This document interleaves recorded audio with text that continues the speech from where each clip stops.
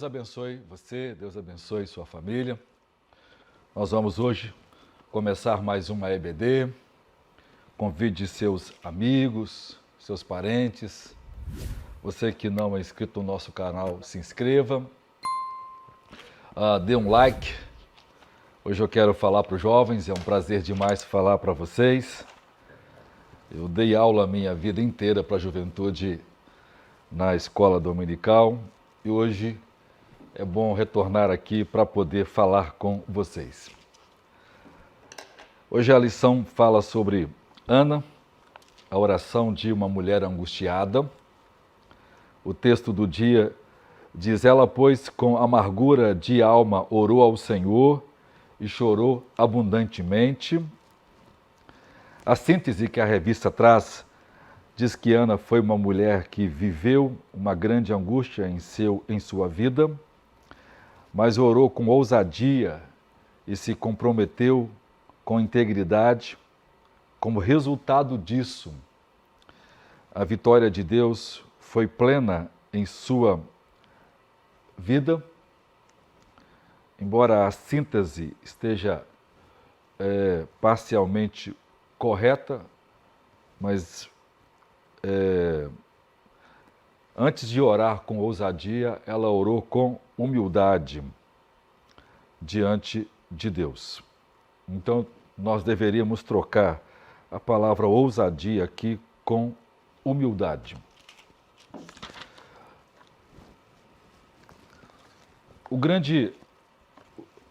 Os grandes tesouros da humanidade são as grandes histórias. A Ilíada de Homero se tornou a base na qual toda a cultura grega nasceu e era a história mais amada dos gregos. No caos da Idade Média, os bretões encontraram o ideal nobre na história do rei Arthur e Camelot.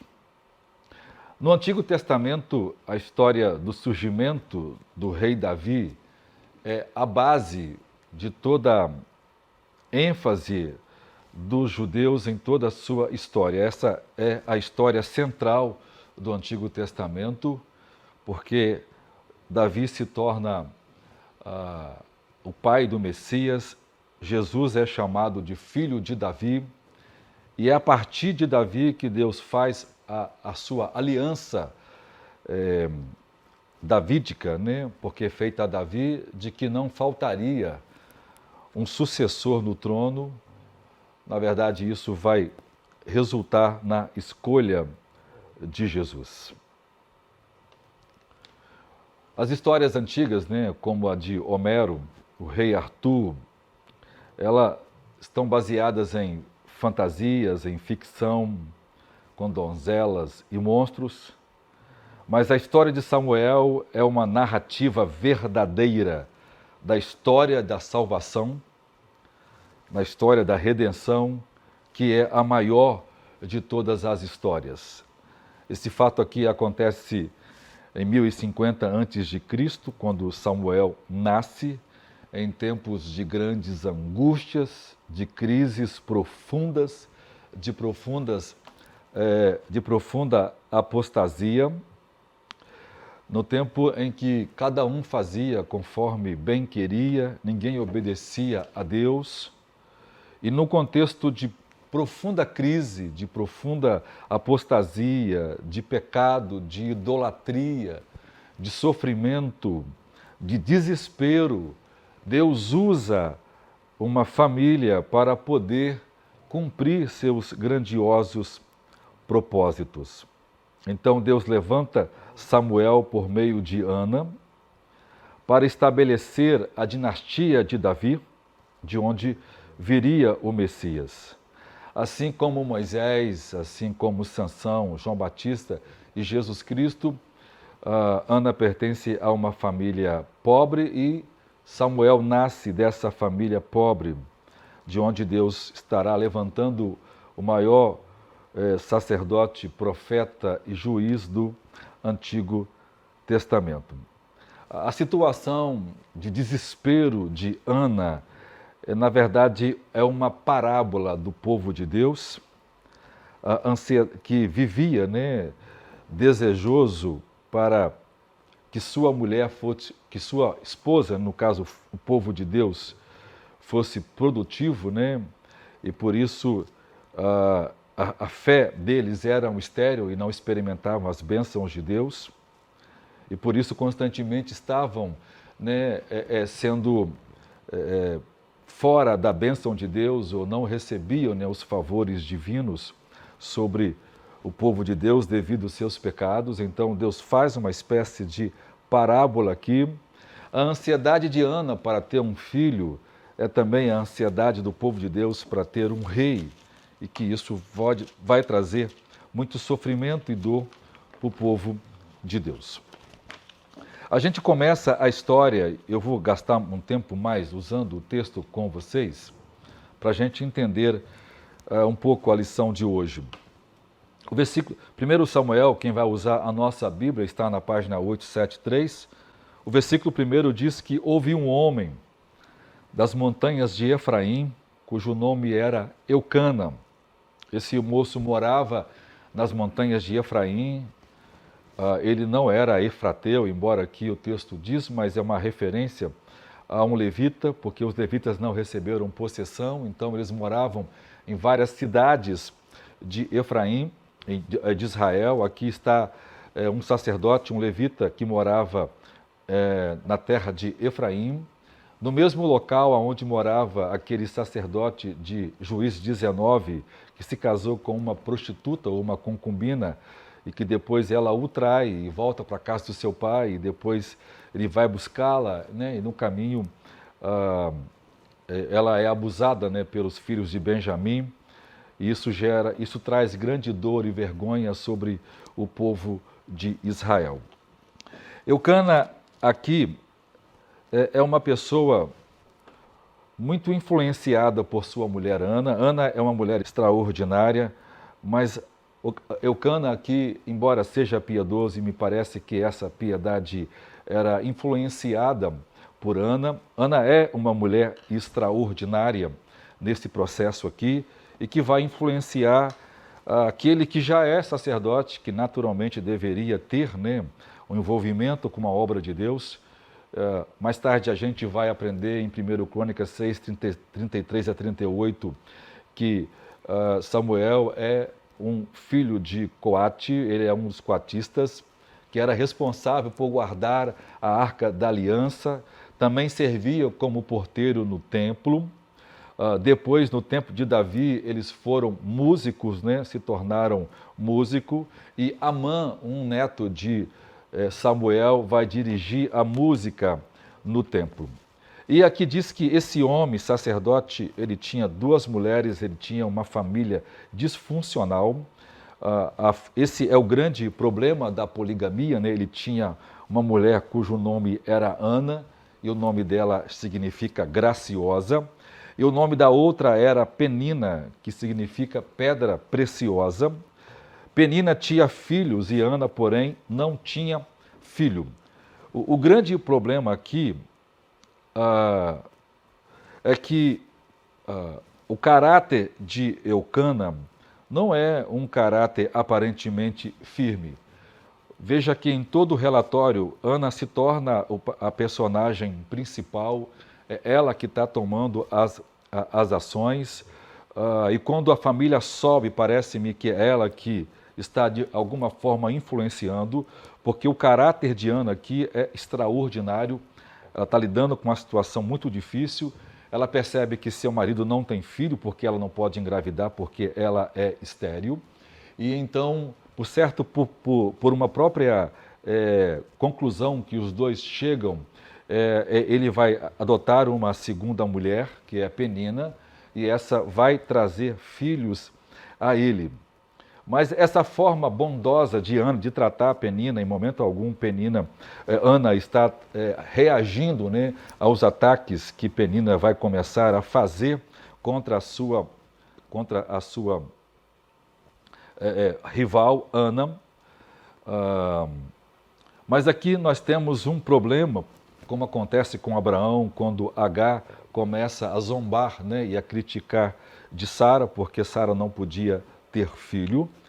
Talvez Eucana deveria ter orado mais e esperasse em Deus, porque Deus tinha com certeza um propósito de dar filhos a Ana, como vai dar, mas parece-me que ele também foi apressado, e isso trouxe uma grande dificuldade, uma grande luta para sua família.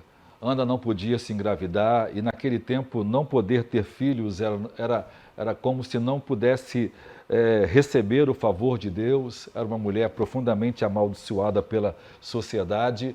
Era alguém que desonrava a família porque não dava uma descendência a seu marido para que pudesse perpetuar o nome da família e também para que também pudesse herdar, né, os bens da família. Isso era muito importante em Israel. Ou talvez, né, ter a honra de trazer um filho que seria o Messias.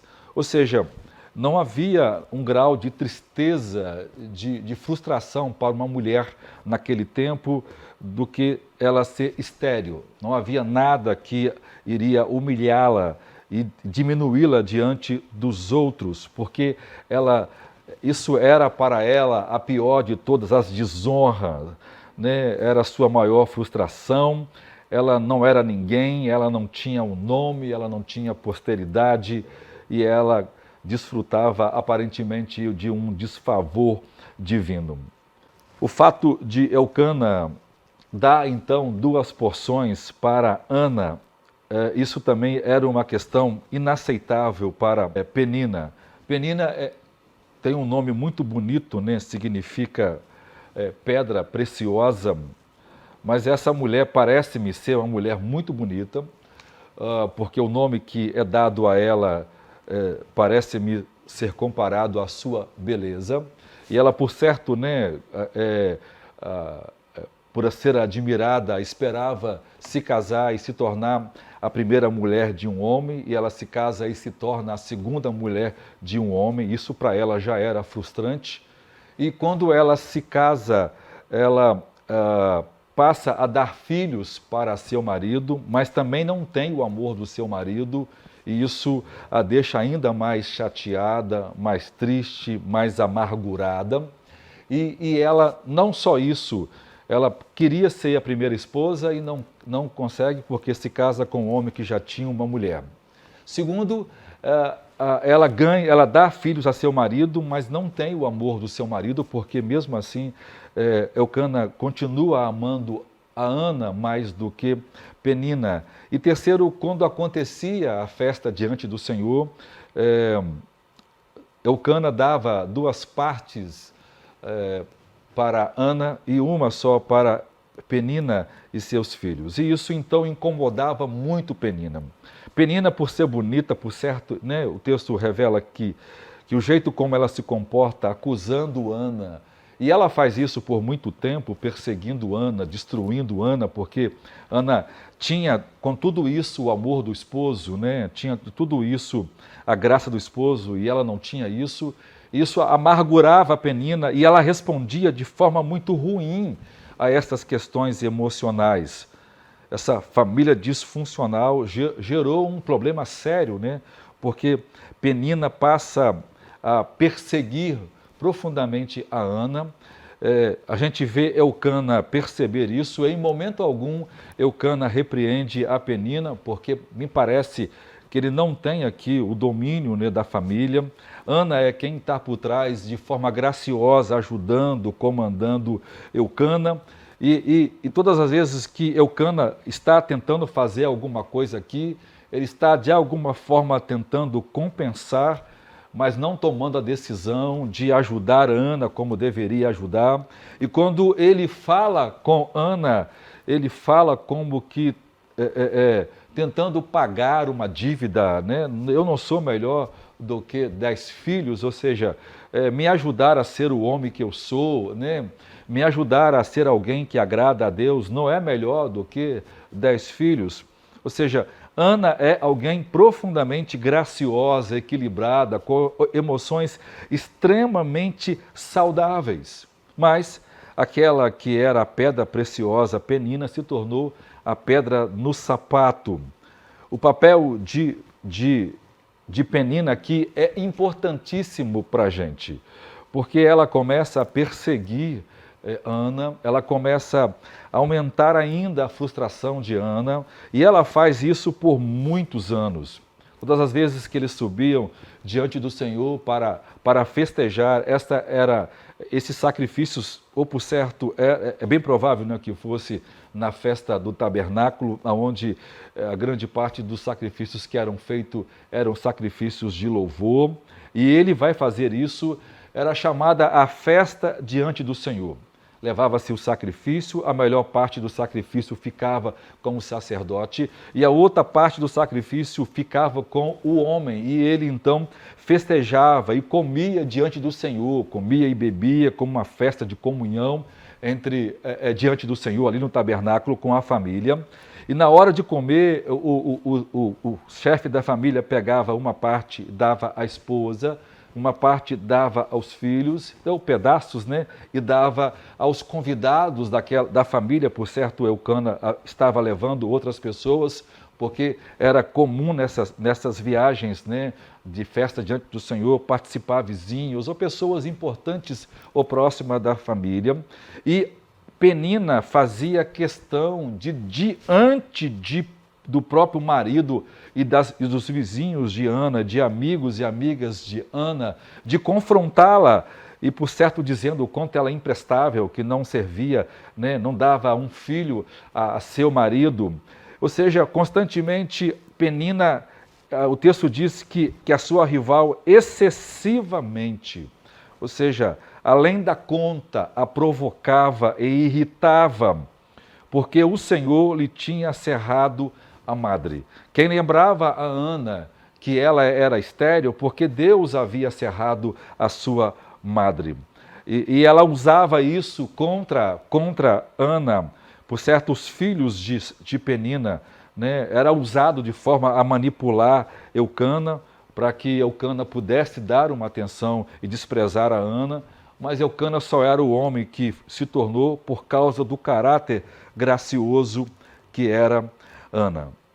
Então Ana foi isolada, maltratada, humilhada dentro da própria igreja. Aqui eles estão no tabernáculo, cultuando a Deus, e isso ela faz exatamente lá no tabernáculo, lá na festa, lá na frente dos amigos.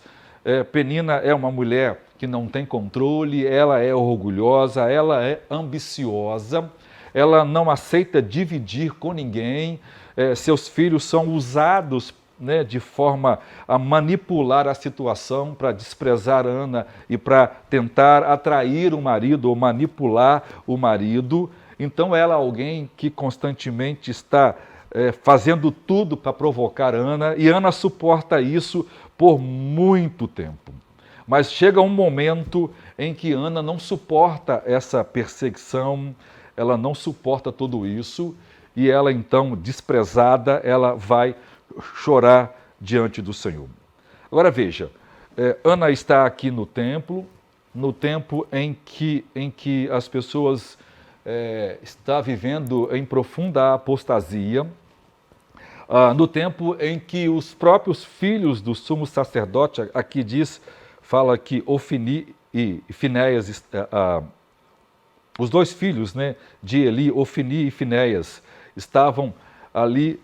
Eles que eram os sacerdotes do Senhor, e esses dois eram filhos de Belial, filhos do diabo, porque eles montaram um motel do lado do tabernáculo, do lado da casa do Senhor, em Siló, para poder se prostituir com as mulheres de Israel. Por certo, eles, né, tentaram puxar asa para cima de Ana. Com certeza o diabo não deixou isso baixo, já que eram eles que estavam participando do sacrifício junto com Eucana e sua família. E eles tomavam, além da parte, por certo aqui, eles estão cometendo esses mesmos pecados porque eles eram terríveis e Deus vai os matar por isso. temos aqui um sumo sacerdote sem nenhum discernimento, sem nenhum entendimento da verdade, porque Eli nunca confrontou seus filhos. Aqui nós temos dois pais que não se posicionam. Nós temos Eucana, que não confronta a sua mulher, e isso vai atrapalhar seus filhos. Um homem que é ajudado por sua mulher em tempo de crise, parece-me, e isso aconteceu aqui no livro de Juízes, várias vezes Deus teve que levantar mulheres, né, como o caso de Débora, porque os homens não se posicionavam, né, os homens não assumiam a sua posição, mas aqui está uma mulher que suporta, que ajuda seu marido, que é graciosa, e que mesmo num tempo de apostasia, ela continua indo à igreja, mesmo sabendo que lá os ministros vão cantá-la, mesmo sabendo que lá do lado da igreja tem um motel, e mesmo sabendo que ela vai ser maltratada e recebida como filha do diabo dentro da própria igreja, pelo próprio pastor, por assim dizer, que era Eli, o pai desses dois prostitutos sacerdotes que estão ministrando dentro da casa de Deus. Então, Ana chega em seu ponto máximo e ela é ferida dentro da própria casa de Deus. Mas mesmo que a casa de Deus seja um lugar para ela, né, de ser, onde ela é maltratada, onde ela é humilhada, onde ela é desprezada, onde tentam, né, atacar a sua autoestima, mas não existe um outro lugar onde ela não deveria estar, a não ser na casa de Deus. Mesmo com todos esses problemas de relacionamentos que ela estava vivendo dentro da casa de Deus, na hora do culto, essa festa diante do Senhor era a festa mais alegre, era a festa mais feliz do povo de Deus, porque era o momento em que as pessoas comiam na mesa com o Senhor, que era simbolizado, né, lá no átrio, junto do sacerdote, próximo do altar, onde oferecia os sacrifícios de sangue, e era um momento de muita alegria para a família. Ana se sente... Então, ela chega ao seu limite, ela chega ao seu momento, porque ano a ano ela era irritada. E aqui diz que naquele ano ela não comeu, ela só chorou. E então Ana vai dizer, né, por que você não come? Por que está triste o seu coração? Não sou eu melhor do que 10 filhos? Então, diz aqui, ó. Então Ana se levantou depois que comeram e beberam em Siló. Ou seja, lá embaixo diz que ele subiu à casa do Senhor, porque Siló ficava numa montanha. E aqui, depois que acontece o sacrifício da tarde, que acontece aquela festa, ela não come, ela não bebe, ela está muito triste. Eucana percebe isso porque Eucana viu Penina humilhar, desprezar, né, e diante dos amigos da família, e Eucana era um frouxo, não se posicionou e não repreendeu a sua segunda mulher. Mas Ana não diz absolutamente nada, ela não reclama com seu marido, ela recebe as injustiças que está sendo feita contra ela, e ela começa então agora a ter que lidar com um sentimento amargurante. O versículo 10 diz que ela, com amargura de alma, orou ao Senhor e chorou abundantemente. Uma coisa que a gente precisa aprender aqui na leitura, irmãos, é mostrar para a gente a força dessa mulher. Ela suportou todas essas acusações durante anos, durante muitos anos. Mas ela manteve-se firme diante do Senhor. Mas houve um momento em que ela desabou. Então, quando ela está desabando, chorando aqui, ela não quer comer, ela está atribulada, ela está amargurada, ela chora abundantemente. A gente precisa aprender aqui, porque Ana ensina para a gente como a gente deve lidar com os sentimentos. ela está lidando com injustiça, ela é uma mulher forte, ela é uma mulher piedosa. Daqui mais um pouquinho à frente, a gente vai aprender que Ana tem um conhecimento teológico e bíblico sobre Deus extraordinário. A gente não vê aqui Eucana orando, ele é sacerdote, ele foi chamado por Deus para isso, mas ele aqui não exerce o seu sacerdócio. Quem está exercendo o sacerdócio da casa é Ana, porque o marido não se posiciona para poder, se completar, para poder resolver. Todas as decisões aqui que são feitas, quem está tomando é Ana, Eucana não está tomando. Por exemplo, é ela quem vai fazer o voto ao Senhor, e isso nunca era feito pelas mulheres, era feito pelo marido, mas ele não se posiciona, então ela ora, ela faz o voto, porque ele não se posiciona. Mais à frente, quando ele está vindo para adorar, ela diz que vai ficar em casa e ela pede para ir, ou seja, todas as decisões do texto, quem toma é essa mulher. Por quê? Porque o marido está sendo subjugado pela cultura, que foi uma cultura que destruiu os homens daquele tempo, que foi o tempo dos juízes. E a gente bem sabe por quê? Porque não havia, como tudo era frouxo, não havia limites, não havia uma posição de liderança firme, então não havia exemplo de homens firmes e tempos de caráter. Foi nesse tempo aonde mais se praticou pecados ligados a bestialidades, a homossexualidade, porque não havia um caráter firme na conduta dos homens, porque todo mundo fazia o que bem queria. E numa geração de relativismo, onde cada um faz o que quer, onde a verdade é subjetiva, nós não temos homens de verdade. E aqui está um exemplo disso. Mas veja que Ana recebe todas essas acusações de Penina, e veja, Deus usa Penina. Veja o quanto Penina é importante na vida de Ana. Embora Ana chega a desabar nesse momento, mas Ana vai lidar com a tristeza, com a amargura, de forma muito diferente como nós lidamos hoje. Porque, irmãos, muito do sofrimento que as pessoas têm hoje é por falta de um caráter forte. A forma como as pessoas são criadas hoje acabam desenvolvendo um sentimento, sentimentos e emoções muito frágeis. Então as pessoas hoje são pouco resistentes a tribulações, são pouco resistentes à dificuldade. E uma coisa que a gente precisa entender quando lê Samuel é que Ana não vivia chorando, Ana não vivia amargurado, ela suportou isso. E se você lê com cuidado, a partir do versículo 7, é uma cena só. O enredo aqui é uma cena só. Aqui ela chegou ao limite. Quando ela chegou ao limite de humilhação, porque pensa você, ser humilhada numa festa que era a festa mais alegre, e ela está triste, numa festa em que amigos eram levados obrigatoriamente, porque Deus assim exigia nesta festa, como era a Santa Ceia.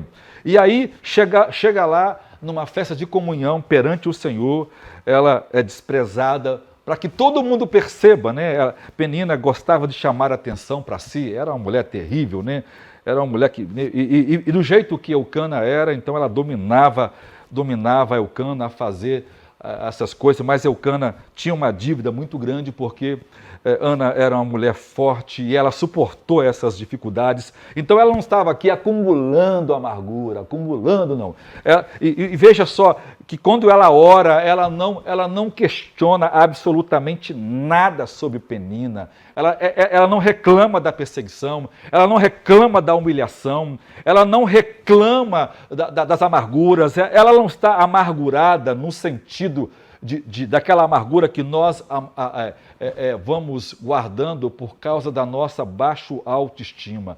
Ana não tinha baixa autoestima. Ana não era frustrada porque não tinha filhos.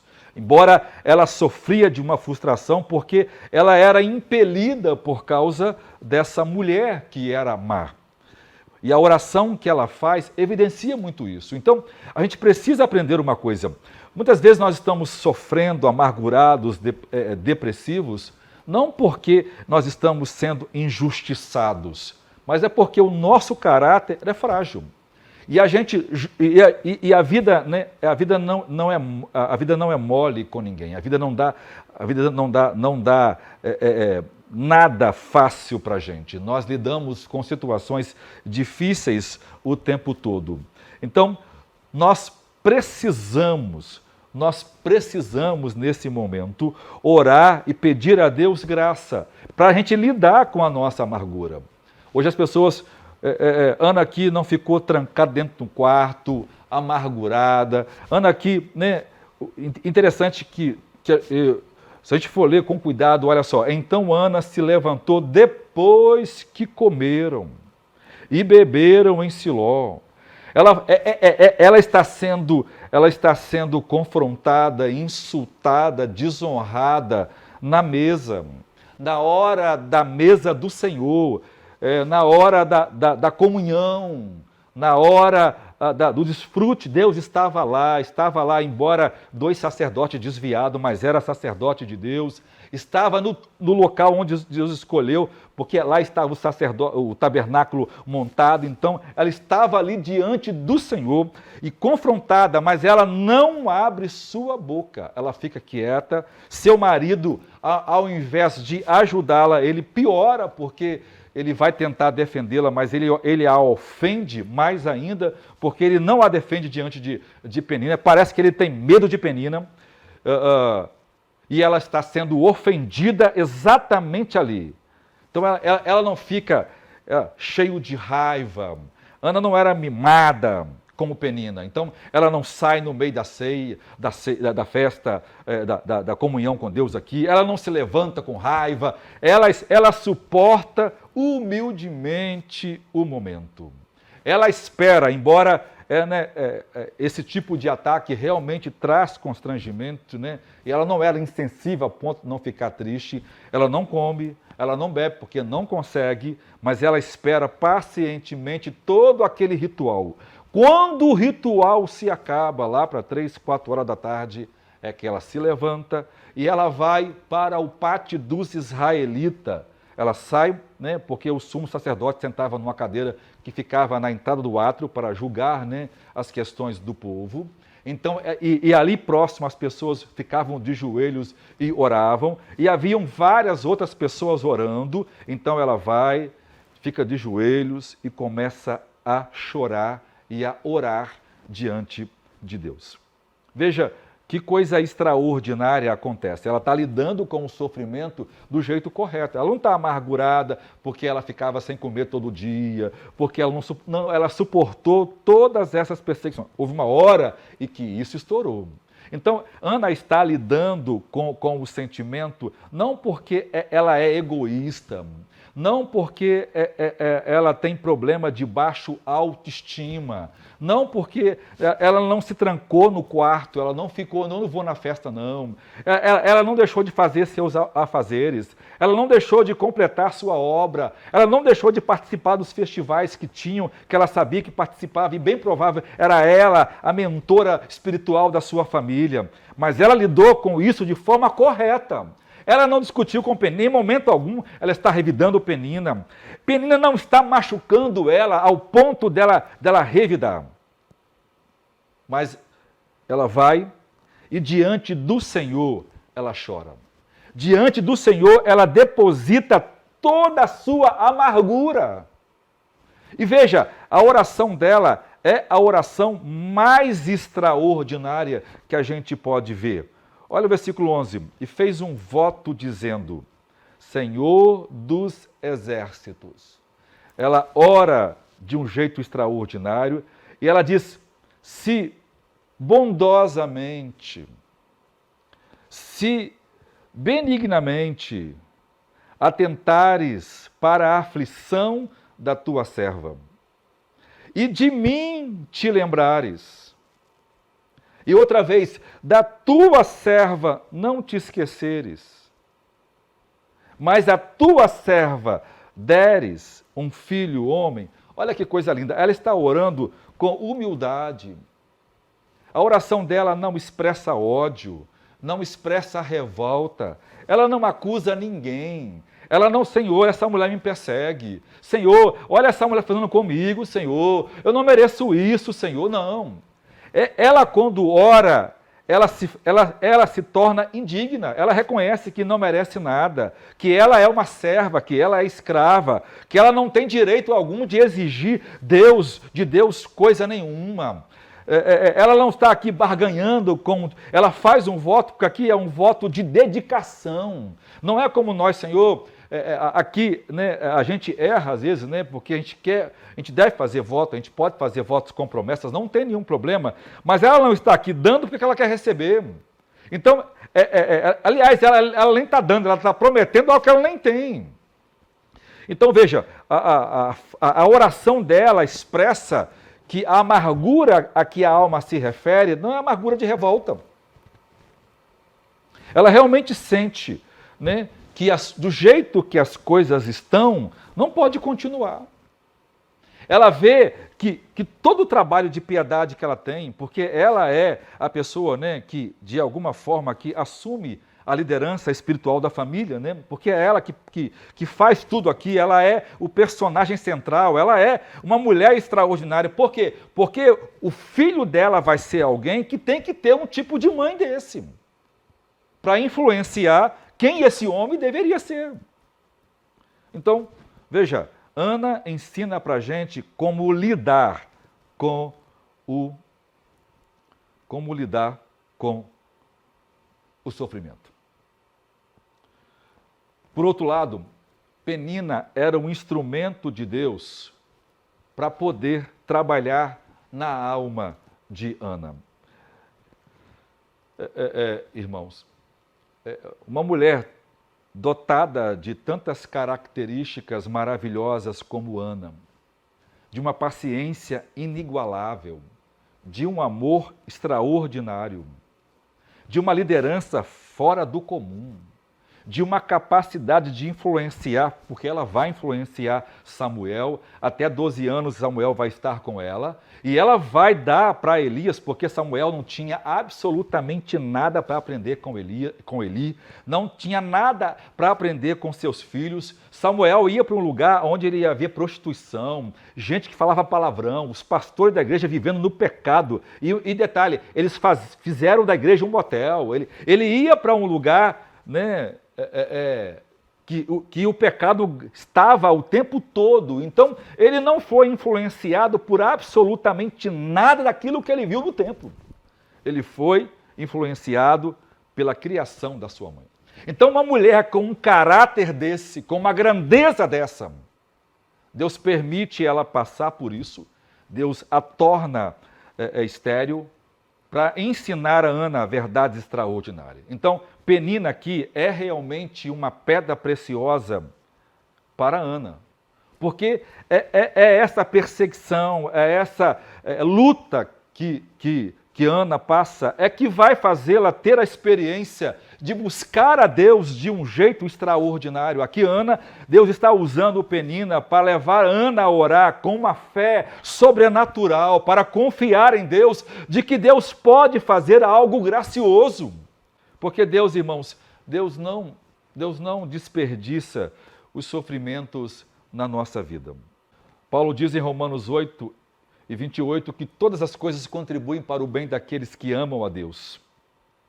Então, todas as nossas dores, todas as nossas aflições são usados pelos soberanos e bondosos planos de Deus para a nossa vida.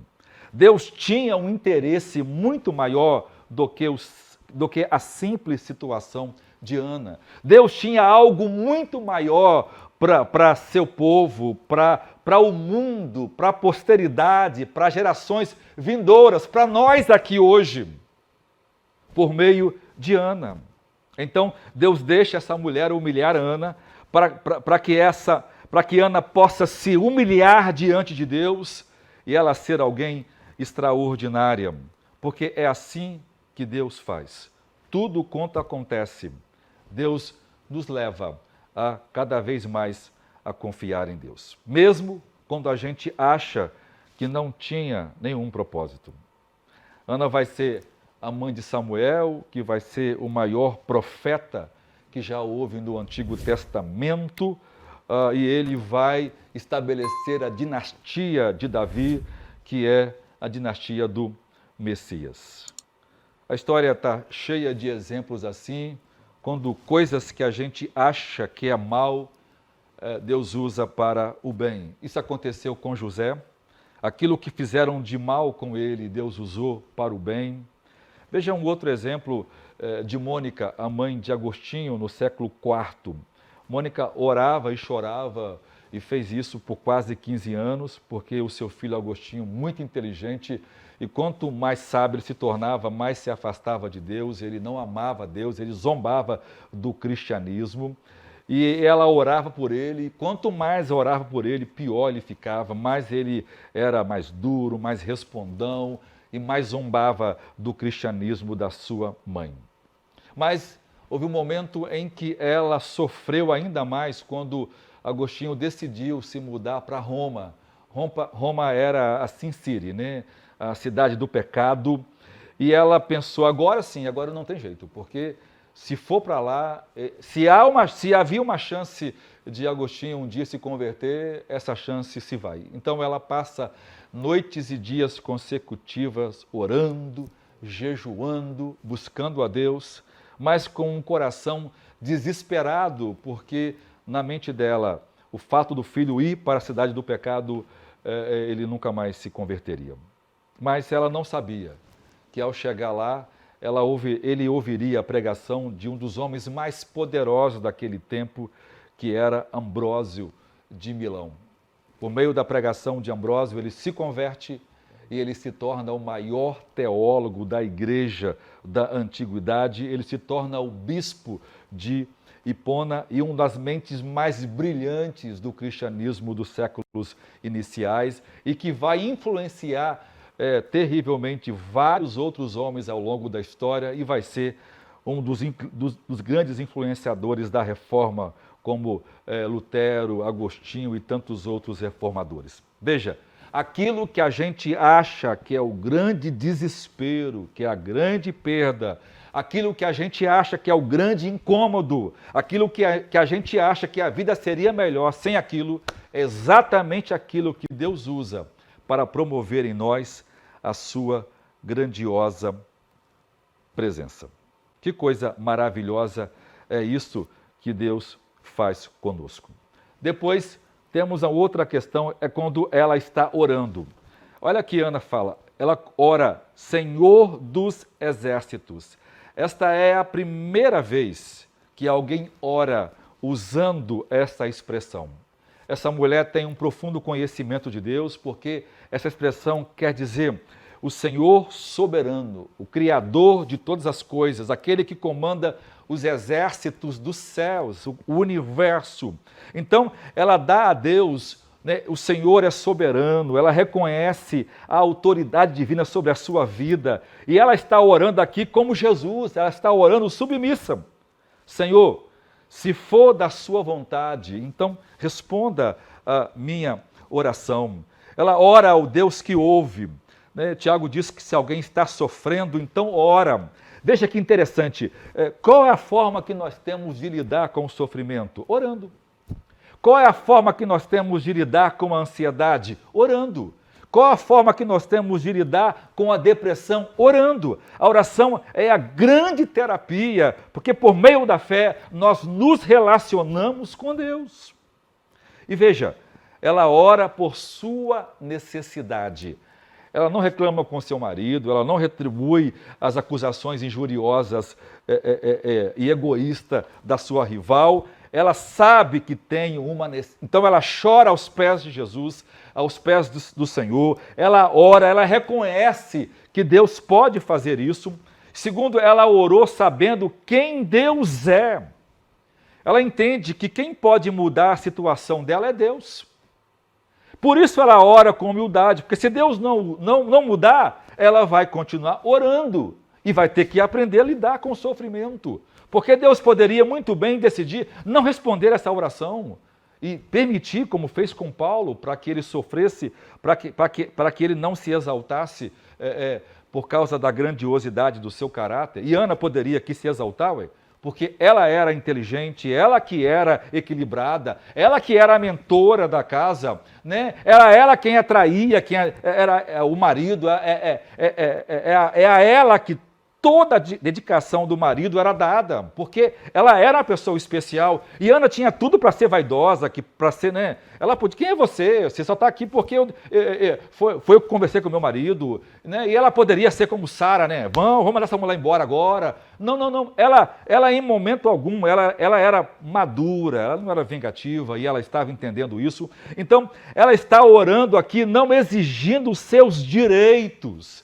Ela não está pondo Deus contra a parede, ela sabe que Deus é soberano e ela está submissa à resposta de Deus. Então ela não está barganhando, Senhor, eu não aceito, Senhor, ser tratado assim, eu não aceito ser humilhada, eu não aceito ser desprezada. E dentro da igreja, Senhor, olha só, não, ela ora suportando tudo isso.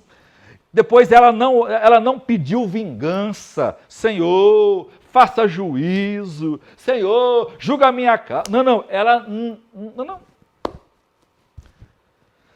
Outra coisa, ela sabia o que queria. Sabe o que ela queria? Ela queria, Senhor, eu preciso que o Senhor, preciso lidar com isso melhor. Então, olha o que ela pede a Deus. Ela pede a Deus um filho homem. Veja só, ela está orando segundo a vontade de Deus, ela tem em vista a vontade de Deus, mas ela entende a necessidade do seu tempo. Ela olha para a sua nação e vê que não tem homem. Ela vê o sacerdócio perdido. Ela vê que não tem solução. Ela vê que uma mulher que ela se apiedou, que ela amou, porque ela aceita receber em casa com uma segunda esposa, porque nesse caso a segunda esposa sempre tinha que dar, né, de alguma forma, a sua permissão e concordar com isso para evitar, e o marido deveria tratar assim, conforme a lei exigia. Ela poderia muito bem, mas ela entende aqui que é muito mais do que isso. Então ela ora a Deus e ora a Deus apresentando a Deus um desejo do seu coração. Senhor, me dê um filho homem. Por que não poderia ser um filho, uma menina? Por quê? Porque ela aqui irmãos, está vendo muito mais à frente do seu tempo. Ela está orando para muito mais além das suas necessidades. Primeiro, se fosse um homem, e como ela era da tribo de Levi, ela poderia preparar esse homem para ser um sacerdote. Segundo, ela poderia criar esse homem para ter um caráter santo, justo, diferente daquilo que o pai tinha. De ser alguém equilibrado, alguém que poderia mudar a situação. E vejam, ela faz uma das coisas mais lindas do mundo. Senhor, se o Senhor me der um filho homem, eu vou dedicar, eu darei todos os dias da sua vida, e sobre a sua cabeça não passará navalha. Ela está aqui, irmãos, sentando com Deus, dizendo, Senhor, não há esperança para a nossa nação. O mundo está destruído. O que Penina é só um exemplo, né, uma demonstração da crise, da apostasia que vive nossa sociedade. Ela olhou e viu os dois sacerdotes, por certo, cantando ela acha aquilo absurdo. Então ela está se colocando na brecha, Senhor, ajuda-me a treinar um homem para que o Senhor possa usar, para que seja um instrumento nas suas mãos, para não só trazer alívio para a minha dor, mas para resolver os problemas. Ela não está preocupada aqui, irmãos, em receber uma resposta de oração para resolver um probleminha dela. Um negocinho dela. Ela não está preocupada em satisfazer um desejo. Embora o desejo dela é também ter um filho, mas ela não quer um filho para usar como se fosse um troféu, para manipular de forma idólatra. Não é? Deus, está vendo? Ela não estava lá para competir com Penina. Ela não estava querendo reafirmar suas emoções, não. O filho que ela pediu para resolver uma situação conjectural, estrutural. É um problema de toda a nação. Ela queria uma resposta que pudesse não só ajudar ela, não só ajudar seu marido, mas ajudar sua nação. E, especialmente, ela queria alguém que pudesse trazer uma reforma religiosa no meio do povo de Deus. Que coisa maravilhosa, irmãos. Que coisa extraordinária. Ela orou desejando a glória de Deus. Ela queria que o que fosse restaurado é trazer Deus de volta. Ela queria que aquilo que a sua família era responsável, né? Seu marido era um coatita, era ele responsável por guardar a arca. A arca era símbolo da presença de Deus. Ela estava assumindo a herança geracional, a herança espiritual da sua família. Ela era da tribo de Levi. Ela sabia que ela poderia orar e Deus poderia levantar um sacerdote através dela. Então ela tem motivos santos, ela tem desejos consagrados, ela não são desejos egoístas. Senhor, eu quero que todo mundo veja a minha vitória. Eu quero que o Senhor mostre que o Senhor é comigo. Ah, Senhor, eu quero a vitória sobre os meus... Não. A oração de Ana é uma oração que se encaixa perfeitamente com a oração que Jesus fez lá no Getsêmani. Ela está orando para que o Senhor faça a vontade dele. E ela está disposta a continuar sofrendo as angústias, né? A falta de sensibilidade e a falta de posição firme de seu marido, está disposta a continuar vivendo num tempo de profunda. Ela está na igreja onde só tem pecado, onde só tem indivíduo, né, vivendo nas mais profundas trevas. Mas ela sabia que era lá que ela devia estar. Porque ela tinha uma proposta para fazer com Deus. Ela se doou, Senhor, se o Senhor me dá um filho. E ela aqui não está pedindo um milagre. A gente precisa entender isso. Ela está pedindo a Deus um profeta. Ela não está pedindo a Deus uma resposta para poder satisfazer seu ego. Ela está pedindo um reformador. Ela está pedindo um juiz. Por isso Samuel reúne todas as características que nenhum outro homem reuniu, a não ser Jesus.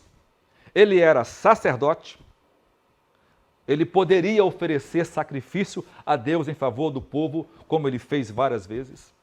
Ele era profeta, ele falava, ele era a boca de Deus para seu povo, e era o que faltava naquele tempo. E ele era um juiz, ele julgava, ele ordenava, ele comandava. Ou seja, o que Ana estava orando, Deus aceitou a proposta de Ana. Veja que coisa linda. Deus, tudo quanto Deus faz, irmãos, é movido por meio da oração. E quando Deus quer fazer alguma coisa, Deus levanta alguém para orar. Então Ana se tornou uma cooperadora da obra de Deus. Ela está cooperando, deveria ser seu marido. Veja o que diz João Crisóstomo. Ela ainda nem tinha um filho, mas ela já está formando um profeta, um juiz e um sacerdote. Ela derramou o seu coração perante o Senhor. Interessante, uma mulher que tem mais discernimento do que os filhos do sumo sacerdote. Uma mulher que entende a situação do povo de Deus muito mais do que o sumo sacerdote que cuida disso. Uma mulher que sabe mais de Deus do que seu marido. E ela não está preocupada só com seus sentimentos. O que ela quer, a resposta que ela quer, ela não quer um filho qualquer, ela quer um filho homem. Ela não quer um filho para ela, ela quer um filho para Deus. Ela está aqui disposta a servir a Deus. E veja, enquanto ela está orando, Eli acha que ela está bêbada, que ela está delirando. E aí que ele vai repreendê-la, ela diz que ela está atribulada de espírito. Ela falou assim, você não sabe o que eu estou passando, você não sabe o que a outra mulher do meu marido faz. Ela está atribulada de espírito. Escute-me, irmãos. Ana não está curtindo depressão. Ana não está aqui cheio de... ela não está aqui com nenhum sentimento de desvalorização. Ela não está cheio de autocompaixão. Ela não está cheio de autojustiça. Ela aqui não está acusando ninguém. Ela não está orando como Elias, Senhor, ninguém mais te serve. Ela não está aqui pedindo juízo sobre ninguém. Ela está aqui se humilhando diante de Deus. Porque o que ela está passando é o resultado de toda uma crise no reino de Deus, de toda uma crise no meio do povo de Deus. E resolver o problema dela não resolve o problema dos outros.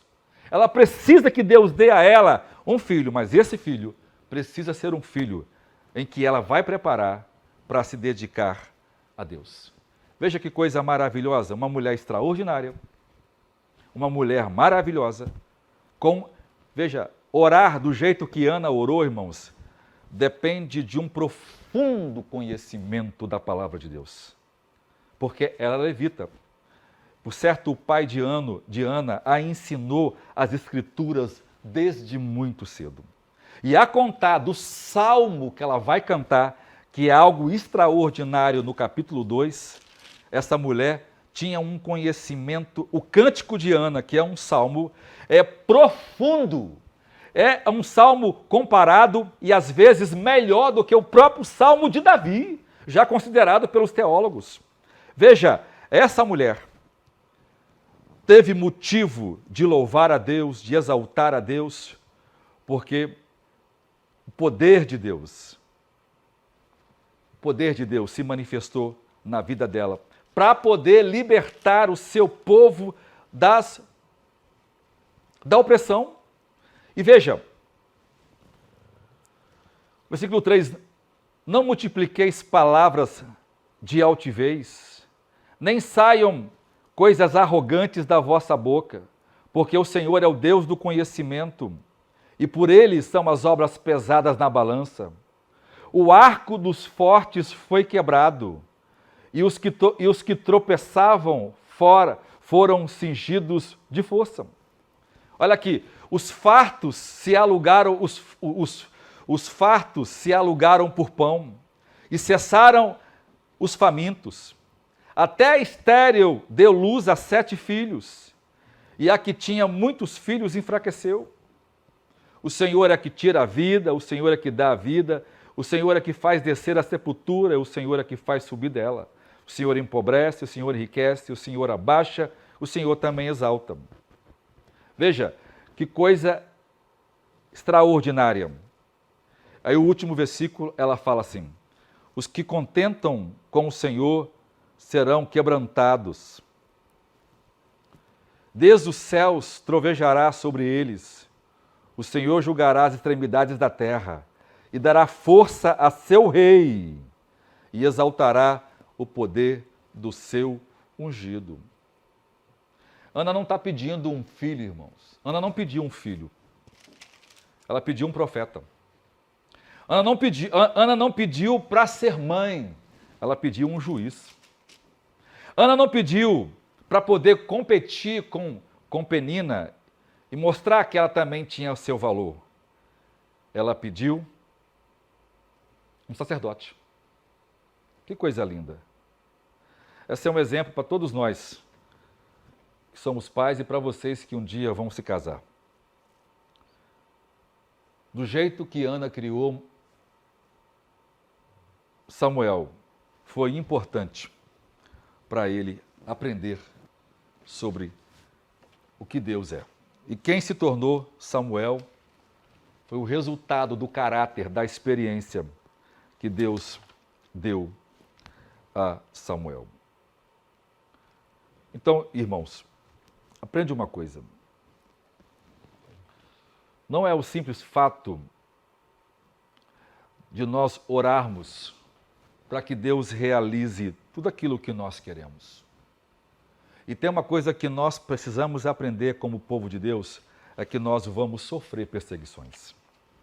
É que nós seremos maltratados. Mas nós precisamos saber qual é a vontade de Deus com os nossos sentimentos, com os nossos sofrimentos.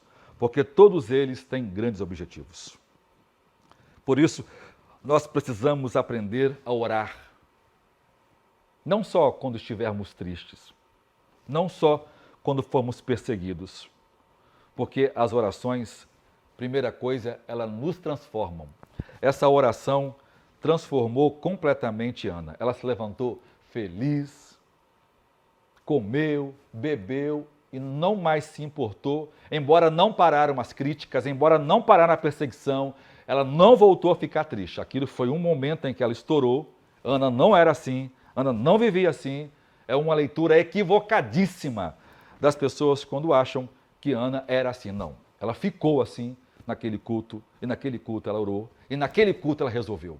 Ela resolveu seu problema uma vez só. Ela chorou uma vez só. Ela se humilhou uma vez só. E ela resolveu a sua vida porque ela tinha consciência de que Deus era poderoso. E ela não tocou mais nisso. E aí ela se esqueceu disso. E um dia Deus se lembrou dela e deu a ela Samuel. Então a oração, primeiramente, ela nos transforma. Segundo, a oração transforma as coisas. Porque é somente pelo poder de Deus. E veja que coisa maravilhosa, um estéril poder da luz.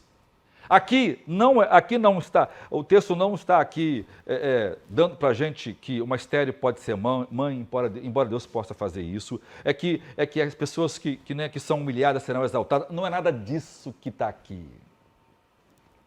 Por favor, irmãos, vamos jogar fora essa teologia de fundo de quintal. Aqui está os planos soberanos de Deus para levantar o maior rei de Israel, que é uma figura de Cristo Jesus.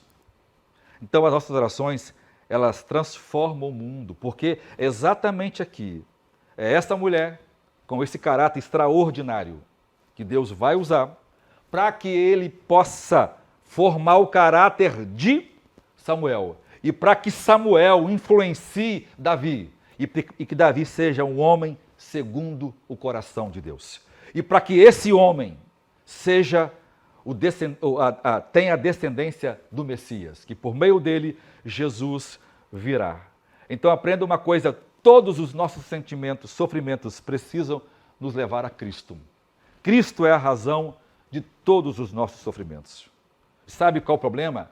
É que nós estamos ficando depressivos por causa dos nossos pecados.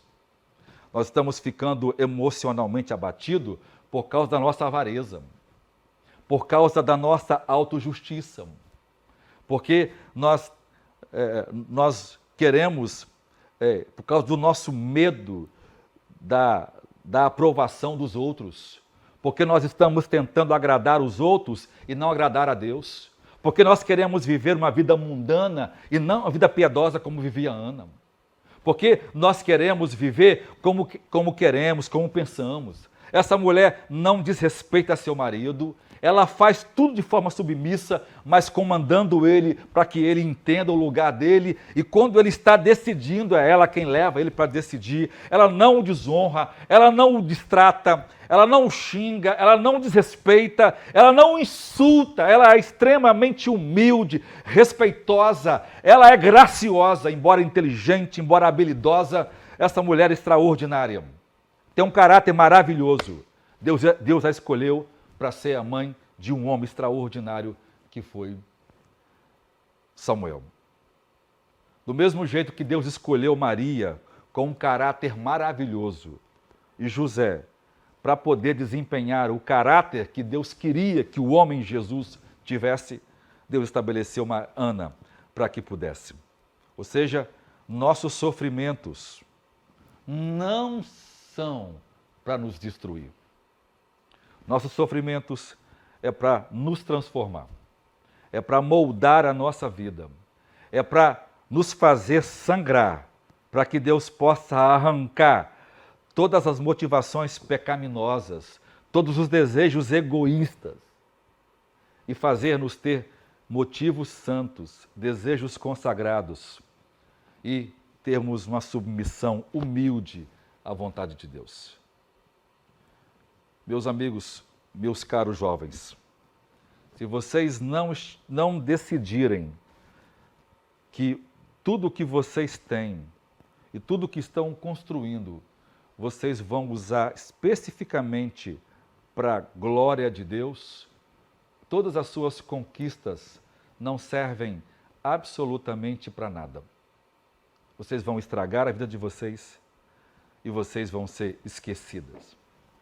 Quando Eli foi falar com ela, olha o que Ana disse: ah, meu Senhor, eu estou derramando o meu coração perante o Senhor. Não estou bêbada. Não me tenha como uma filha de Belial. Eu não sou uma filha de Belial. Eu não sou uma mulher sem valor.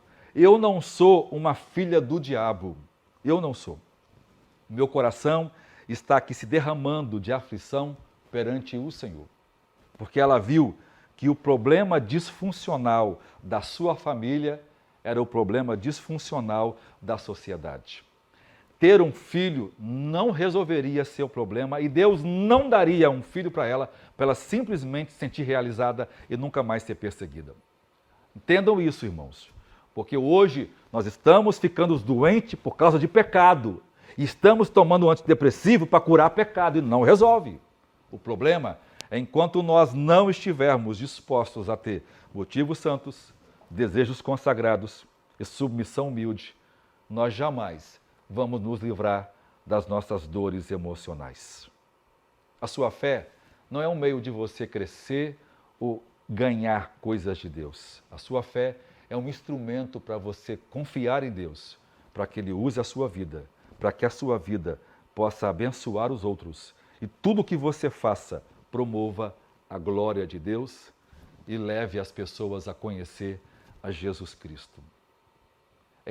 Este é o verdadeiro valor da vida, que conheçam a Jesus Cristo e ao Pai como o único Deus vivo e verdadeiro.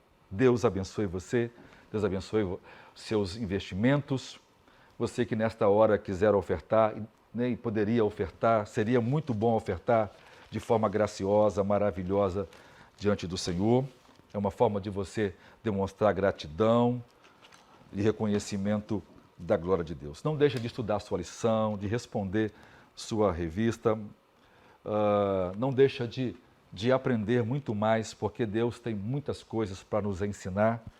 Que Deus possa nos dar os nossos Samuéis.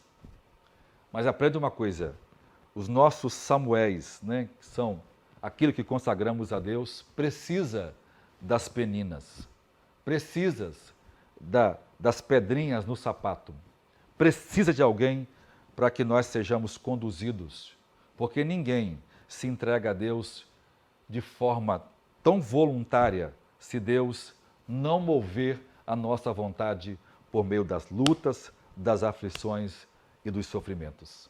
Seus sofrimentos não foi dado para destruir você. As pessoas que te perseguem estão lá para poder aumentar seu galardão, para poder desenvolver o seu caráter, para você crescer. Ninguém vai alcançar um caráter como o de Ana sem Penina. Ninguém vai ser grande sem receber as dificuldades na vida. Ninguém cresce sem nenhuma luta. Ninguém alcança a vitória se não guerrear até a exaustão. Deus abençoe você, Deus abençoe sua família e eu amo demais vocês. Vamos orar? Senhor, muito obrigado, porque Ana foi alguém levantada para cumprir seus propósitos. Sua vida está aqui não para que nós usemos isto de forma egoísta, para simplesmente querer bênçãos, mas para que nós sejamos como Ana. Ela não está aqui para que nós recebamos o que ela recebeu, mas fazer o que ela fez.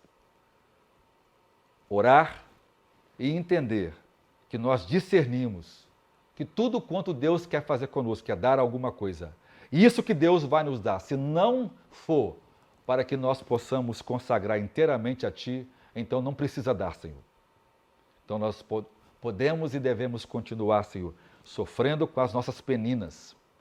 Interessante que as nossas peninas é aquilo exatamente que a gente acha que é uma pedra preciosa, mas que causa dores e que às vezes nos deixa amargurados. A grande doença desse século, ansiedade. A amargura, Senhor, tem sido a causa primeira dessa pandemia de câncer que tem atingido pessoas em todo o mundo, porque as pessoas estão ficando amarguradas por causa de seu egoísmo, da sua falta de perdão, porque foram mimadas, porque não estão acostumadas a enfrentar dificuldades, não são acostumadas a serem confrontadas. São pessoas que vivem para fazer suas vontades como vivia aquele povo. Cada um fazia o que bem entendia. E Deus está nos dando uma parábola para mostrar qual tipo de família aquela sociedade produziu. E Deus usou Ana para ser uma reformadora, alguém que orou para poder ver a glória de Deus restaurar sua nação. Obrigado, Senhor, ajuda-nos e torna-nos nesse dia homens e mulheres com os desejos puros, com motivações santas, com os desejos consagrados e com uma vontade submissa à sua grandiosa e soberana bondade. Te louvamos em nome de Jesus. Amém. Deus abençoe vocês.